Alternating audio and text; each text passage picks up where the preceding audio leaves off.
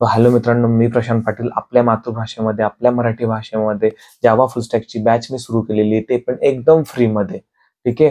तर तुमच्या भावाने बॅच सुरू केलेली आहे. डेली रोज रात्री 9 ते 10 मंडे टू फ्रायडे मध्ये युट्यूबवर अवेलेबल असतं. स्पेशली आजचा व्हिडिओ हा त्या लोकांसाठी ज्यांना जावामध्ये फुल स्टॅक करिअर करायचंय, फुल स्टॅक जावा डेव्हलपर बनायचंय, त्यासाठीचा रोडमॅप मी घेऊन आलेलो आहे. अतिशय साध्या, सरळ आणि सोप्या मार्गाने. ठीक आहे. आपण स्टेप बाय स्टेप बघणार आहोत. कोणत्या स्किल इम्पॉर्टंट आहे, कोणत्या कोणत्या टेक्नॉलॉजी आपल्याला यायला हव्यात, म्हणजे आपण जावा फुल स्टॅक बनवू शकतो. कारण मार्केटमध्ये खूप सारे डेव्हलपर आहेत ज्यांना फक्त फ्रंट एंड येतं, काहींना फक्त बॅक एंड जमतं आणि काहींना फक्त डेटाबेस रिलेटेड जमतं. परंतु कॉम्पिटिशन वाढल्यामुळे कंपनी ही त्याच लोकांना जास्त पॅकेज देतं ज्या लोकांकडे फुल स्टॅक, म्हणजे ज्यांना फ्रंट एंड येतं, बॅक एंड येतं आणि डेटाबेस पण येतं. तिघींचं ज्यांना नॉलेज आहे त्या लोकांमध्ये मार्केटमध्ये मोठ्या प्रमाणात डिमांड आहे मित्रांनो. तर समजून घेऊया एक्झॅक्ट फुल रोड मॅप. तर सगळ्यात इम्पॉर्टंट काय आहे, फ्रंट एंड काय असतं? फ्रंट एंड म्हणजे जे डोळ्यांना दिसतं ते. ओके. बॅक एंड म्हणजे काय? जे वेबसाईटवर एखाद्या बटनावर क्लिक केल्यानंतर जी प्रोसेस होते ते प्रोसेसला हँडल करण्याचं काम बॅक एंड डेव्हलपर, जावा डेव्हलपर करतात. आणि हँडल झाल्यानंतर जो डेटा सेव्ह होतो डेटाबेसमध्ये, त्याला डेटाबेस डेव्हलपर हँडल करतात किंवा सेव्ह करतात. ठीक आहे. हे सगळं एक्झॅक्ट होतं कसं? ओके. ही सगळी प्रोसेस काय आहे? त्यासाठी फ्रंट एंड डेव्हलपरला कोणत्या कोणत्या लँग्वेज शिकावे लागतात, बॅक एंड डेव्हलपरला कोणत्या कोणत्या लँग्वेज शिकावं लागतात, किंवा डेटाबेस डेव्हलपरला कोणत्या कोणत्या लँग्वेज शिकावं लागतात, हे सगळं आपण स्टेप बाय स्टेप समजून घेणार आहोत. चला तर आपण एक्झॅक्ट बघूया. तर स्टेप बाय स्टेप तर आपण आता स्क्रीन शेअर करूया. ठीक आहे. तो आपण आता step by step exact Java full stack डेव्हलपरसाठी एक्झॅक्ट फ्रंट एंड काय असतं, बॅक एंड काय असतं, डेटाबेस काय गरजेचं असतं, सगळ्यात इम्पॉर्टंट पॉईंट काय माहिती आहे का? एक आपण 3 डायग्राम आपण बनवू. ठीक आहे. हे बघा, एक पहिला घेतला, सेकंड सेक्शन घेतला आणि थर्ड सेक्शन घेतला. ठीक आहे. 3 सेक्शन काय घेतले? कारण की फुल स्टॅक जावा डेव्हलपर बनायचं आहे ना. समजा तुम्हाला बनायचं आहे फुल स्टॅक जावा डेव्हलपर, ज्याला पण फुल स्टॅक जावा डेव्हलपर बनायचा आहे. ठीक आहे. त्याच्यासाठी हा व्हिडिओ फार महत्त्वाचा आहे. ठीक आहे. तुम्हाला खूप सारे व्हिडिओ बघण्याची गरज नाही. तुम्ही सगळे व्हिडिओ सोडून द्या आणि फक्त हा व्हिडिओ जरी बघितला तर तुमच्यासाठी ते सफिशियंट राहणार आहे. ठीक आहे. सगळ्यात महत्त्वाची गोष्ट काय माहिती आहे का? हे बघा, एक असतं तुमचं फुल स्टॅक जावा डेव्हलपर म्हणजे काय? ज्या डेव्हलपरला फ्रंट एंड पण येतं, ज्या डेव्हलपरला बॅक एंड पण येतं, ज्या डेव्हलपरला डेटाबेसमधलं नॉलेज आहे, त्याला फुल स्टॅक जावा डेव्हलपर म्हणतात. तर कसं एक्झॅक्ट वर्क करतं बघा. हे आहे तुमचं फ्रंट एंड. ठीक आहे. फ्रंट एंड आहे. फ्रंट एंड हे आहे तुमचं बॅक एंड, बॅक एंड, आणि हे तुमचं आहे डेटाबेस. ठीक आहे. ठीक आहे. डेटाबेस. तर हे तिन्ही गोष्टी ज्या डेव्हलपरला येतात त्याला काय म्हणतात? फुल स्टॅक जावा डेव्हलपर. बरोबर. Front end, exact front end म्हणजे काय? मुद्दा तर क्लिअर झाला तुम्हाला. किंवा फ्रंट एंड डेव्हलपर म्हणजे काय? तर फ्रंट एंड डेव्हलपर म्हणजे काय? एखादी वेबसाईट आहे. ओके. आणि त्या वेबसाईटमध्ये जे डोळ्यांना दिसतं ना, मी तुम्हाला एक्झाम्पल ओपन करून दाखवतो बघा. सपोज आपण ओपन करू फ्लिपकार्ट. ते फ्लिपकार्ट ओपन केलेलं बघा, हे जे नावं दिसतात, ऑफर झोन, फ्लाईट, स्पोर्ट्स, हे सगळं जे दिसतं ना या ठिकाणी, हे बघा, ही जी इमेज दिसते, त्यानंतर हे मोबाईलचे इमेजेस दिसत आहेत, हे सगळं काही फ्रंट एंड डेव्हलपर डेव्हलप करतो. ठीक आहे. हे सगळं फ्रंट एंड डेव्हलपर डेव्हलप करतो. हे सगळं फ्रंट एंड करतो. बरोबर. बॅक एंड डेव्हलपर काय करतो? बॅक एंड डेव्हलपरचं काम काय? समजा तुम्ही लॉग इन केल्यानंतर प्रोफाईलमध्ये गेले तुम्ही. ठीक आहे. प्रोफाईलमध्ये गेल्यानंतर मी या ठिकाणी टाकलं बाबा प्रशांत, आणि या ठिकाणी मी टाकला पाटील. ठीक आहे. प्रशांत पाटील टाकलं, इथे सेव्ह केलं बाकीच्या गोष्टी, आणि सेव्हवर क्लिक केलं. काय झालं बघा? Account details updated. Account details updated म्हणजे त्याला या गोष्टी रिमेंबर कशा झाल्या? जसंही तुम्ही एखाद्या बटनावर क्लिक करतात, जसं तुम्ही एखाद्या बटनावर प्रेस केल्यानंतर जी प्रोसेस होते ते प्रोसेस होते आणि ह्या सगळ्या डेटाबेसमध्ये सेव्ह होतात. त्यासाठी बॅक एंड डेव्हलपरची गरज असते. तो जावामध्ये कोडिंग करतो. बटन प्रेस केल्याबरोबर जावाचा कोड कॉल होतो. जावाचा कोड कॉल झाल्यानंतर काय होतं? ते एसक्यूएल बरोबर कनेक्ट करतात. एसक्यूएल बरोबर कनेक्ट झाल्यानंतर काय? तो डेटाबेसमध्ये सेव्ह होतो. ते कसं एक्झॅक्ट होतं हे तुम्हाला क्लिअर कळलं. फ्रंट एंड डेव्हलपर वेबसाईटवर दिसणारी प्रत्येक गोष्ट, जी डोळ्यांना वेबसाईटवर दिसते ती प्रत्येक गोष्ट फ्रंट एंड डेव्हलपर करतो. नंतर आपण एखाद्या बटनावर प्रेस केलं त्या वेबसाईटच्या जी प्रोसेस होते बॅकग्राऊंडमध्ये, तर ते बॅक एंड डेव्हलपर हँडल करतात. आणि डेटाबेस डेव्हलपर काय? ते हँडल करून जो डेटा डेटाबेसमध्ये सेव्ह करण्याचं काम डेटाबेस डेव्हलपर करतात. ठीक आहे. आता मुद्दा काय झाला बघा, एक शॉर्टकट सांगतो तुम्हाला. एक फ्रंट एंड डेव्हलपर झाला, बॅक एंड डेव्हलपर झाला, डेटाबेस डेव्हलपर झाला. ठीक आहे. फ्रंट एंड डेव्हलपर म्हणजे काय? जे डोळ्यांना दिसतं वेबसाईटवर ते प्रत्येक गोष्ट फ्रंट एंड डेव्हलपर डेव्हलप करतं. बॅक एंड डेव्हलपर म्हणजे काय? एखाद्या वेबसाईटवर दिसणार एखाद्या बटनावर प्रेस केल्यानंतर जी प्रोसेस होते त्या प्रोसेसला हँडल करण्याचं काम बॅक एंड डेव्हलपर करतात. ओके. आणि डेटाबेस म्हणजे काय? ती प्रोसेस केल्यानंतर तो डेटा डेटाबेसमध्ये सेव्ह करण्याचं काम डेटाबेस डेव्हलपर करतात. ठीक आहे. आणि ह्या तिन्ही गोष्टी front end, back end, database, तिन्ही गोष्टी ज्यांना येतात त्याला फुल स्टॅक डेव्हलपर म्हणतात. आणि ते जर बॅक एंडमध्ये जावा असेल तर त्याला फुल स्टॅक जावा डेव्हलपर म्हणतात. ठीक आहे. याच्यासाठी आपण स्टेप बाय स्टेप बघू की कोणत्या कोणत्या लँग्वेजेस आपल्याला शिकावं लागू शकतात. तर कसं आहे माहिती आहे का? सोपं आहे बघा. तर फ्रंट एंडमध्ये तुम्हाला मास्टर बनायचं आहे. ना, तुम्हाला काय काय येणं गरजेचं आहे? तुम्हाला HTML येणं गरजेचं आहे.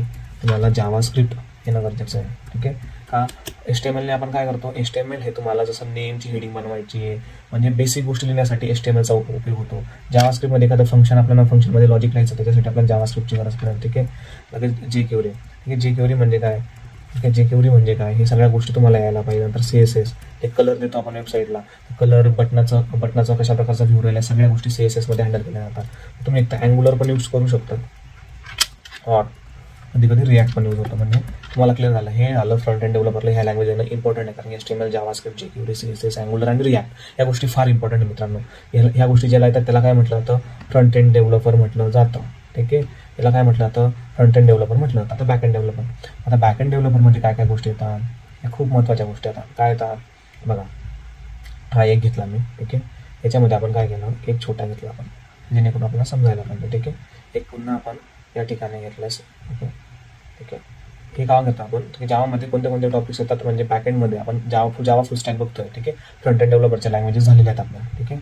तर आता मुद्दा काय आहे बघा, ह्या गोष्टी मी एवढं लिहिण्याचं कारण असं आहे, कारण स्प्रिंगमध्ये जे मॉड्यूल येतात, काय म्हणतोय, स्प्रिंगमध्ये जे मॉड्यूल येतात ते सगळे मॉड्यूल आपण येणं गरजेचं आहे. ठीक आहे.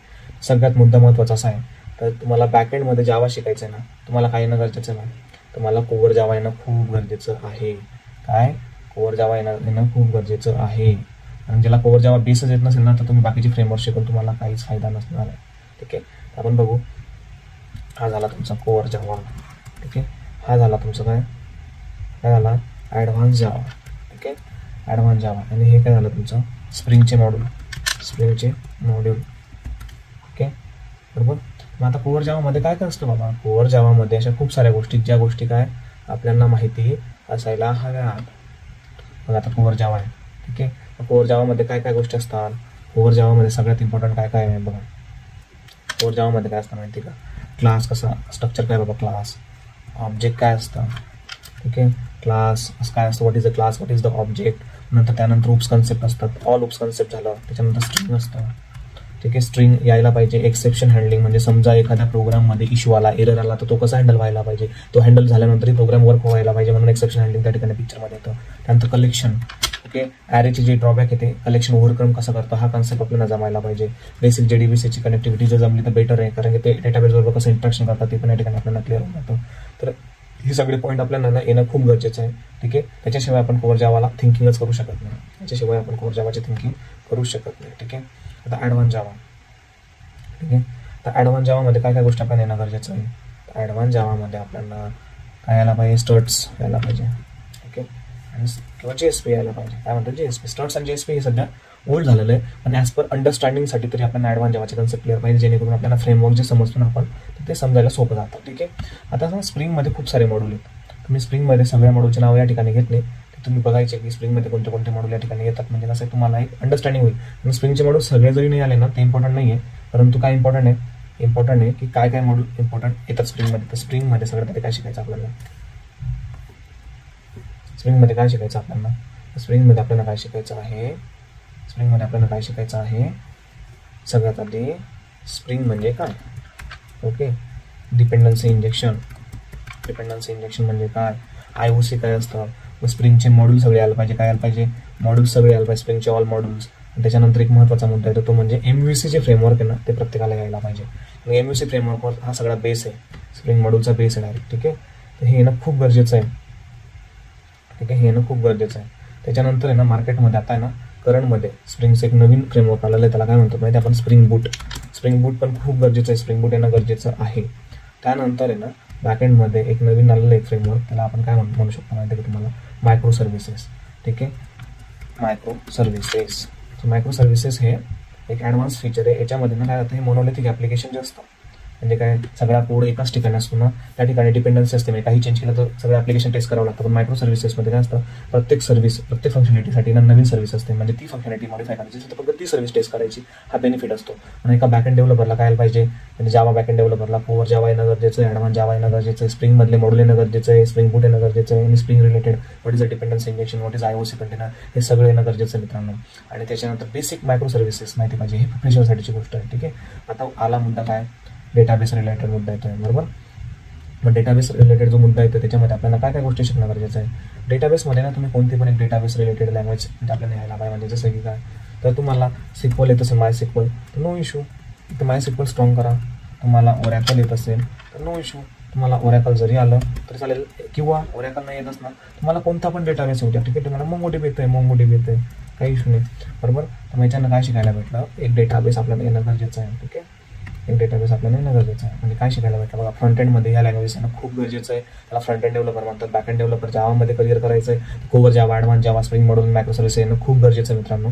त्याच्यानंतर डेटाबेसमध्ये काय, MySQL यायला हवं, ओरॅकल यायला हवं, MongoDB, या तिघींपैकी कोणतेही एक तुम्ही मास्टर बना, एक चांगला नॉलेज घ्या. फ्रंट एंड, बॅक एंड आणि डेटाबेस या तिघी गोष्टी, म्हणजे मी काय म्हणतो तुम्हाला, एक तर फ्रंट एंड, एक तर बॅक एंड किंवा डेटाबेस, या तिघी गोष्टी ज्याला येतात त्याला काय म्हणतात, फुल स्टॅक जावा डेव्हलपर. काय म्हणतात त्याला, फुल स्टॅक जावा डेव्हलपर, ठीक आहे. फुल स्टॅक जावा डेव्हलपर याला म्हणतात. मग एक्झॅक्ट फुल स्टॅक जावा डेव्हलपरचं वर्किंग कसं होतं, एक सिम्पल स्ट्रक्चरमध्ये आपण शिकून घेऊ. काय होतं माहिती का फुल स्टॅक जावा डेव्हलपरचं स्ट्रक्चर बघा. या ठिकाणी एक झाला तुमचा फ्रंट एंड डेव्हलपर असतो, इथे तुमचा बॅक एंड डेव्हलपर असतो आणि इथे तुमचा असतो डेटाबेस. ओके, आपण नाव पण लिहून घेते अंडरस्टँडिंगसाठी. हा फ्रंट एंड असतो, हा काय असतो, हा बॅक एंड डेव्हलपर असतो, ठीक आहे. हा बॅक एंड डेव्हलपर असतो आणि हा काय असतो, हा डेटाबेस असतो, डेटाबेस. मग आता होतं काय, फ्रंट एंड डेव्हलपर कोडिंग केल्यानंतर मग डेटाबेसला कनेक्टिव्हिटी करावं लागेल ना, बरोबर. डेटाबेसला कनेक्टिव्हिटी करावं लागेलच. मग डेटाबेसला कनेक्टिव्हिटी करायची म्हणजे मग काय त्याच्यामध्ये येणार आहे, ठीक आहे. त्याच्यामध्ये एक नवीन गोष्ट येते ती म्हणजे रेस्टफुल API. तर रेस्टफुल API पण आपल्याला येणं गरजेचं असतं, ठीक आहे. म्हणजे फ्रंट एंडला जर कनेक्टिव्हिटी करायची असेल, ठीक आहे, फ्रंट एंडला जर कनेक्टिव्हिटी करायची असेल, फ्रंट एंड आणि बॅक एंडची कनेक्टिव्हिटी करायची असेल तर काय येतं पिक्चरमध्ये काय तर रेस्टफुल API. रेस्ट API म्हणतात त्याला, काय म्हणतात, रेस्टफुल API. रेस्टफुल APIच्या मदतीने आपण front end to back end डेव्हलपरला कनेक्टिव्हिटी करतो. बॅक एंड आणि डेटाबेसची कनेक्टिव्हिटी कसं करतो, तर आपण बॅक एंड आणि डेटाबेसची कनेक्टिव्हिटी करण्यासाठी एक तर आपण हायबरनेट यूज करतो किंवा आपण JPA आपण यूज करतो. समजलं, म्हणजे हे झाले तुम्हाला. ज्याला फ्रंट एंड येतं त्याला बॅक एंड येतं, ज्याला डेटाबेस येतो त्याला सगळ्या गोष्टी येतात. आणि रेस्ट API म्हणजे तुम्हाला कोणाला मनामध्ये विचार येईल की बाबा फ्रंट एंड बॅक एंडला कनेक्टिव्हिटी कशी करतात. फ्रंट एंडला बॅक एंडला कनेक्टिव्हिटी करण्यासाठी रेस्ट API यूज होतात. बॅक एंडशी डेटाबेसमध्ये डेटा कसा सेव्ह करतो आपण, with the help of hibernate आणि JPA. म्हणजे तुम्हाला हायबरनेट पण येणं गरजेचं आहे, ठीक आहे, किंवा JPA येणं गरजेचं आहे. आणि मला वाटतं हे काही सेपरेट मॉड्यूल नाही, एकदम बेसिक गोष्ट आहे ते तुम्हाला येणं गरजेचं आहे. म्हणजे फ्रंट एंड ज्याला येते, बॅक एंड यायला पाहिजे, डेटाबेस यायला पाहिजे, इंटिग्रेशन पण जमायला पाहिजे रेस्टफुल API, हायबरनेट किंवा JPAचं. याला काय म्हणणार तुम्ही, फुल स्टॅक डेव्हलपर, ठीक आहे. हे झालं तुमचं फुल स्टॅक डेव्हलपमेंट. अजून कंपनीमध्ये काय काय गोष्टी असतात याच्याबरोबर कंपनीत काय काय असतं, सोपं गोष्ट आहे. याच्याबरोबर कंपनीमध्ये एक गोष्ट असते ती म्हणजे काय, गिट असतं, ठीक आहे. गिट काय काम करतं ते पण तुम्हाला सांगतो. गिट नंतर काय असतं तुमचं, त्या ठिकाणी मॅवेन असतं आणि मग हे काय असतं तुमचं, अजून मॅवेन नंतर काय असतं तुमचं, गिट झालं, मॅवेन झालं, नाही जाईल असतं. तर ह्या गोष्टी काय झाल्या माहिती आहे का, ह्या गोष्टी अशा गोष्टी आहेत म्हणजे बघा आता एक मॅवेन झालं, एक गिट झालं, ठीक आहे. तर गिटचं काम काय माहिती आहे का, जो कोड आपण लोकलमध्ये बनवतो ना, तो सगळा कोड आपल्याला सर्व्हरवर टाकण्यासाठी किंवा एक जी आपण रिपोजिटरी बनवतो ना त्याच्यावर टाकण्यासाठी गिटचा उपयोग होतो. मग त्याच्या काही कमांड असतात, ह्या गोष्टी प्रॅक्टिस केल्याने येऊन जातात. हे गिट काही मोठी विशेष गोष्ट नाही आहे, ठीक आहे. मॅवेन काय करतं, मॅवेन हे बिल्डिंगचं टूल आहे, म्हणजे प्रोजेक्टला बिल्ड करतो ना आपण, बिल्ड करण्यासाठी मॅवेनची हेल्प घेतली जाते, ठीक आहे. मॅवेनचं काम काय आहे, ज्या डिपेंडन्सीज आपण ऍड करतो ते आधी काय व्हायचं, मॅन्युअली आपण शोधायचो, मॅन्युअली डाउनलोड करायचो आणि त्या जार आपण त्या ठिकाणी मॅन्युअली ऍड करायचो. तर मॅवेन असल्यामुळे काय फक्त डिपेंडन्सीचं ॲट्रिब्यूट ऍड करा .xml मध्ये आणि मॅवेन ऑटोमॅटिकली डाउनलोड करून घेतो. म्हणजे हे पण काही शिकण्याची गोष्ट नाहीये. गिट शिकण्याची गोष्ट नाही, फक्त कमांड लक्षात ठेवायचे. मॅवेन तुम्हाला शिकण्याची गोष्ट नाही, तुम्हाला ऑटोमॅटिक प्रॅक्टिस केल्यानंतर तुम्हाला समजून जाईल. अजाईल काय आहे, अजाईल हे एक प्रकारचं वर्किंग डिसिप्लिन आहे, एक मेथोडॉलॉजी. बाबा मेथोडॉलॉजीमध्ये काय असतं, ओके तुमचं काम स्टार्ट झालेलं आहे, तुम्ही आज काय काम केलं, तर ते 15 मिनिटाचा कॉल होतो, त्या कॉलमध्ये तुम्हाला सांगायचं असतं तुमचं स्टेटस, ठीक आहे. त्याच्यामध्ये काय सांगायचं असतं, काल काय केलं, तुम्ही आज काय करणार आहे आणि उद्या काय करणार आहात, त्याचं सगळं स्टेटस अजाईलमध्ये द्यावं लागतं. त्याला स्क्रम कॉल म्हणतात. हे एक प्रकारचं एक मेथोडॉलॉजी आपण फॉलो करतो कंपनीत, कशा प्रकारे आपलं वर्किंग स्ट्रक्चर राहील, ठीक आहे. म्हणजे काय प्रोजेक्टमध्ये एक 15 मिनिटाचा कॉल असतो, तुम्हाला अपडेट द्यावा लागतो.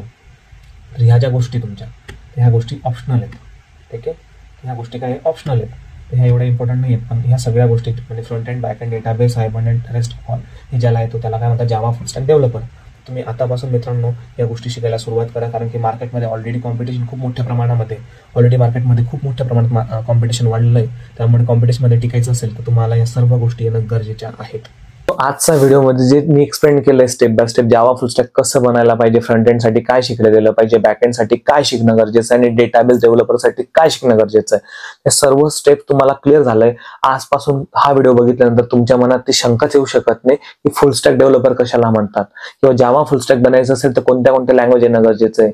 तो थँक्यू मित्रांनो. हा व्हिडिओ प्रत्येकाने लाईक करा, शेअर करा, सबस्क्राईब करा आणि हा व्हिडिओ त्या प्रत्येक व्यक्तीपर्यंत पोहोचू द्या ज्यांना आपल्या मराठी पोरांना जावा फुल स्टॅक म्हणजे काय हेच माहित नाहीये.